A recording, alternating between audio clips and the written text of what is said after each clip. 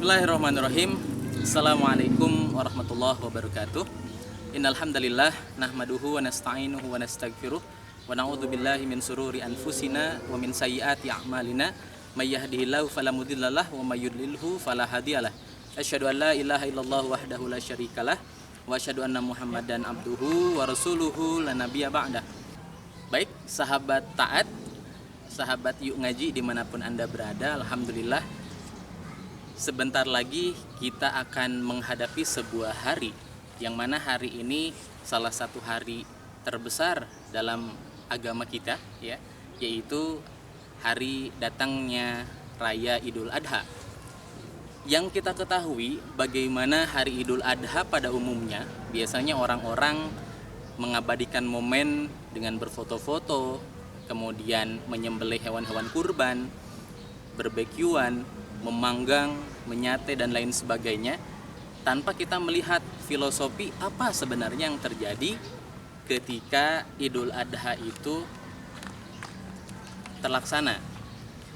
Contoh fenomena kita sekarang di kaula muda memahami bahwasanya Idul Adha merupakan hari di mana kita bisa merayakannya dengan pesta pora, bersenang, bersukacita. Padahal kita sebagai kaum muslimin, apalagi generasi muda, harus paham dan mengerti filosofi apa yang terjadi di balik hari raya Idul Adha. Kalau kita flashback, ya, bagaimana beribu-ribu tahun yang lalu, ya, bagaimana sirah nabawiyah dari Nabi besar Nabi Ibrahim alaihissalam dengan anaknya Nabi Ismail alaihissalam. Beliau sangat mengajarkan kepada kita arti yang sesungguhnya dari pengorbanan. Bagaimana pengorbanan itu ditebus, ya, dalam bentuk seorang anak, yang mana dulu Nabi Ibrahim ini salah satu ujian terberatnya adalah tidak dikaruniai anak begitu sangat lama. Tetapi ketika Nabi Ibrahim bersama istrinya Siti Hajar, beliau bermunajat dan meminta kepada Allah untuk dikaruniai seorang anak. Akhirnya Allah mengabulkan doa tersebut dan dikarunialah seorang anak yang bernama Nabi Ismail. Setelah beliau membesarkan Nabi Ismail, ada cobaan atau ujian selanjutnya yang bisa kita tadaburi bersama. Apa hikmah di balik ujian yang kedua ini? Yaitu Nabi Ibrahim diberikan sebuah cobaan melalui mimpi, yaitu dengan diperintahkannya beliau untuk menyembelih anak satu-satunya, yaitu Nabi Ismail. Ketika itu Nabi Ibrahim berkata kepada anaknya, "Wahai Ismail, saya bermimpi Allah memerintahkanku untuk menyembelihmu." Dan ketika itu sontak Nabi Ismail terkaget dan beliau berkata kepada ayahnya, "Ya abati, if'al ma tu'mar." Wahai ayahku, laksanakanlah apa yang diperintahkan kepadamu. Ketika itu Nabi Ibrahim, ya wajarlah, ya, sebagai manusia menyembelih anak itu bukan sesuatu yang mudah, bahkan itu sesuatu yang impossible, ujian yang sangat berat. Tidak mungkin ada seorang ayah yang tega menyembelih anaknya, anak kesayangannya. Tetapi karena ini adalah taklif dari Allah, ini adalah syariat dari Allah, ini adalah perintah dari Allah, maka tidak ada kata untuk menolak. Yang ada sami'na wa ata'na, kita taati dan kita patuhi.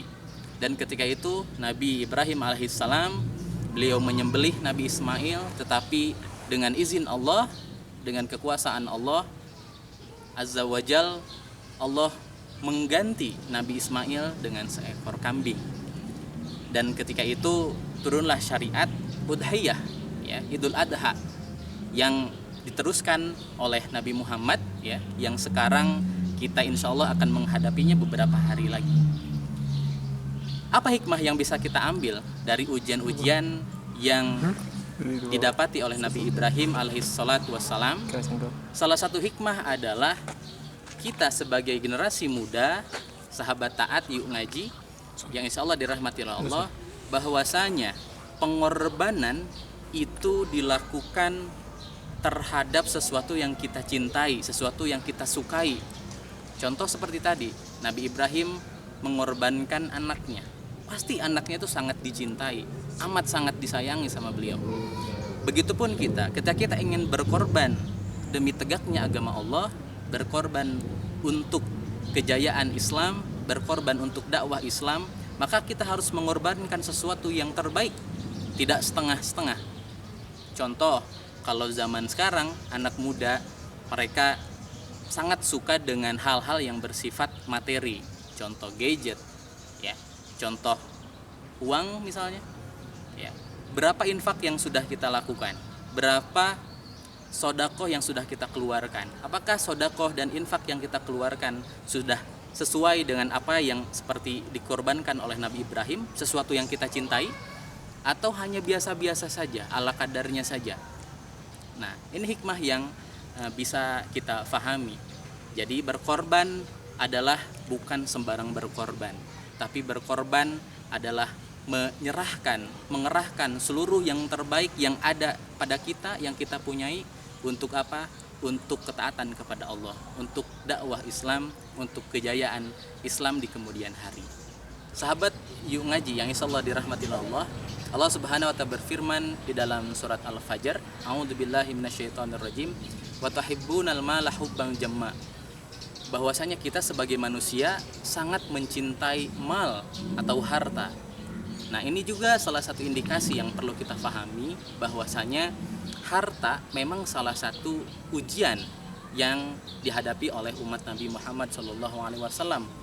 Apalagi di dalam firman yang lain, Allah Subhanahu wa taala berfirman, Zuyyina lin-nasi hubbus syahawat minan nisa'i wal banin wal qanatiril muqantarati minaz zahabi wal fiddah. Bahwasanya manusia dihiasi oleh hubbus syahwat, menyukai, ya, bersyahwat kepada hal apa saja, al-mal, an-nisa, ya, kepada qanatiril muqantarah, ya, kendaraan, harta, ya, emas, zahab wal fiddah, perak, ya, kepada anak-anak, kepada perempuan dan lain sebagainya. Itu juga berupa ujian untuk kita. Maka kita sebagai generasi penerus umat ini harus seyogianya memahami bahwasanya pengorbanan yang harus kita keluarkan demi tegaknya agama ini adalah pengorbanan yang sesungguhnya. Jiwa, harta, ataupun raga perlu kita perjuangkan, perlu kita korbankan demi menyongsong kegemilangan Islam di kemudian hari. Ya. Allah Subhanahu wa taala berfirman di dalam ayat yang lain, A'udzubillahi minasyaitonirrajim, Innallaha ashtara minal mu'minin amwalahum wa anfusahum bi anna lahumul jannah.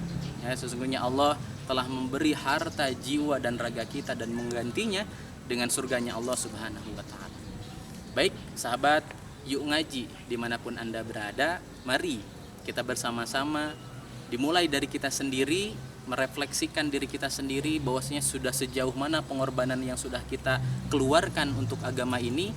Apakah sudah layak pengorbanan kita, perjuangan kita, usaha kita diganjar oleh Allah dengan surga, atau memang masih jauh dari kata itu? Jika memang masih jauh, mari kita bersama-sama kembali belajar dengan kami yuk ngaji. Kita bersama-sama belajar bagaimana indahnya Islam, bagaimana memahami Islam, dari mulai ibadah, dari mulai memahami syariah, dari mulai memahami bagaimana berdakwah. Insya Allah generasi kaum muslimin di masa ini menjadi penerus tongkat estafet bagaimana perjuangan generasi pemuda terdahulu, ya. Bagaimana Usamah bin Zaid, bagaimana Utsman bin Affan, Ali bin Abi Thalib dan lain sebagainya, sahabat-sahabat terdahulu, ya, Zaid bin Haritsah, bagaimana Muhammad Al-Fatih, bagaimana Khalid bin Walid. Beliau-beliau ini adalah salah satu pejuang Islam yang dikategorikan sebagai pemuda. Umur mereka tidak jauh dari 30 tahun, masih 30 tahun ke bawah. Tapi Masya Allah, pengorbanan mereka sangat all out untuk tegaknya din ini. Baik, itu saja yang bisa saya sampaikan. Terima kasih atas segala kekurangan, mohon maaf seluruhnya atas segala hilaf dan kesalahan. Terima kasih atas seluruh perhatian. Wabillahi taufiq wal hidayah. Wassalamualaikum warahmatullahi wabarakatuh.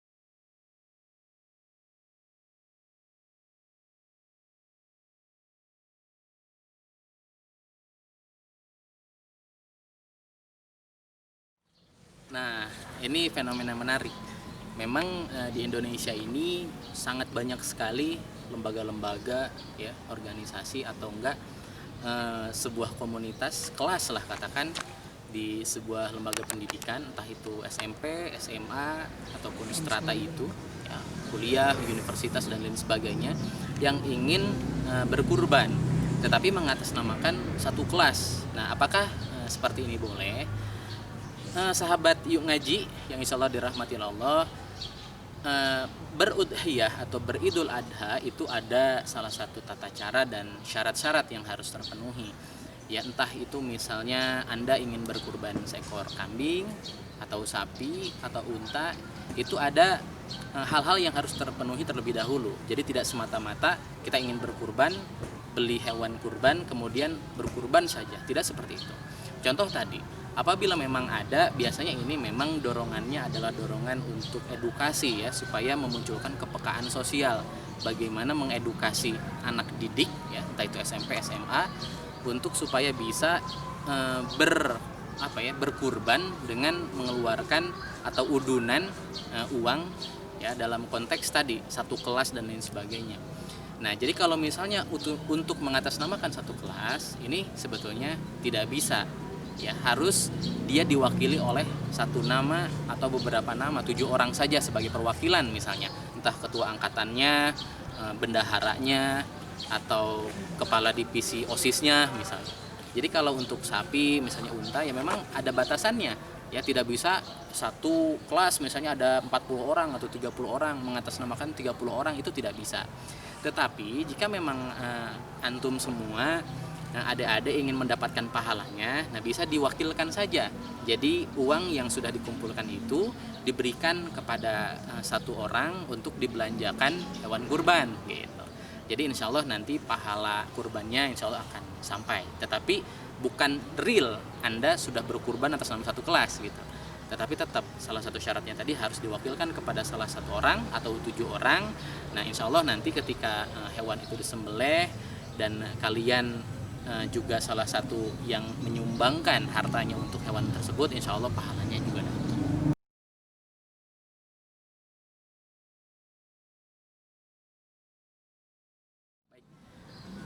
Sahabat Yuk Ngaji yang insya Allah dirahmati Allah, hikmah apa yang bisa kita ambil dalam kisah pengorbanan Nabi Ibrahim salatu wassalam dan Nabi Ismail salatu wassalam?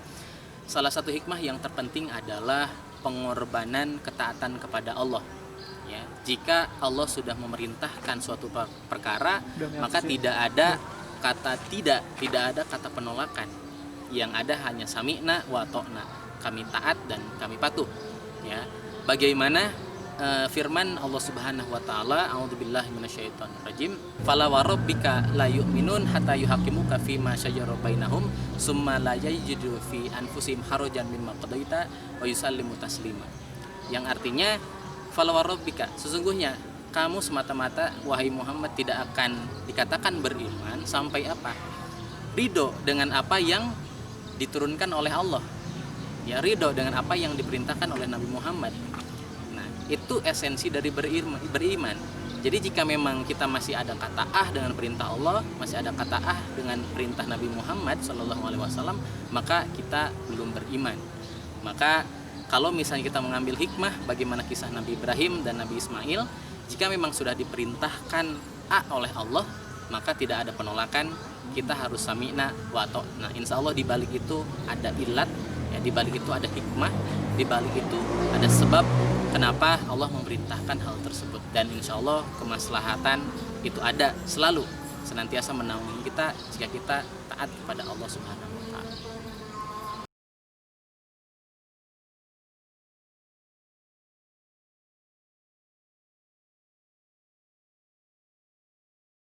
Baik, kawan-kawan seperjuangan sahabat Yuk Ngaji yang insya Allah dirahmati Allah, bagaimana kita bisa istiqomah, ya, bisa tetap eksis di dalam jalan dakwah di tengah-tengah pergolakan pemikiran, ya, di tengah-tengah bagaimana isme-isme meracuni kaula muda, ya, ada sekularisme, ada kapitalisme, liberalisme, hedonisme, materialisme dan lain sebagainya. Nah, memang ini adalah tantangan terbesar kita ya sebagai kaum akhir zaman untuk menjawab tantangan itu semua. Salah satu hal yang bisa kita ikhtiarkan supaya kita bisa tetap istiqomah adalah bergabunglah dalam sebuah komunitas, bergabunglah dalam sebuah halqoh-halqoh, bergabunglah dalam sebuah pengajian yang itu senantiasa bisa selalu memberikan ilmu, wawasan, dan hikmah juga ya, pengingat kepada kita juga agar kita senantiasa istiqomah di jalan yang lurus.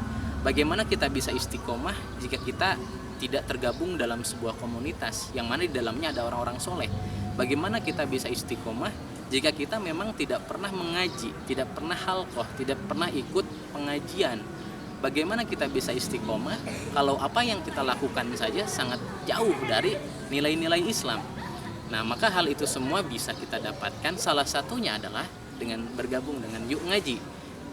Jadi sahabat, jika memang antum semua ingin senantiasa selalu istiqomah ya, berada dalam komunitas yang soleh dan solihah, maka bergabunglah dengan komunitas yang baik, komunitas dakwah yang insya Allah di dalamnya bisa kita menimba ilmu dengan hikmat ya, dengan bersama-sama demi dakwah Islam, demi tercapainya apa yang kita inginkan, yaitu surganya Allah Subhanahu wa taala.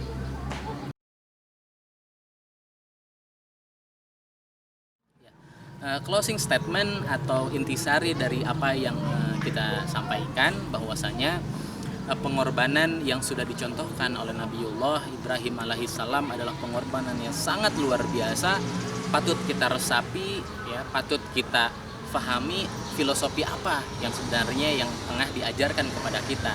Dan insya Allah di momentum Idul Adha ini kita bisa menggali itu semua, kita bisa paham apa esensi dari pengorbanan berkurban itu, bahwasanya adalah pengorbanan untuk Allah, pengorbanan untuk Nabiullah adalah pengorbanan yang sesungguhnya pengorbanan, yaitu pengorbanan jiwa, raga, harta demi tegaknya izul Islam wal muslimin.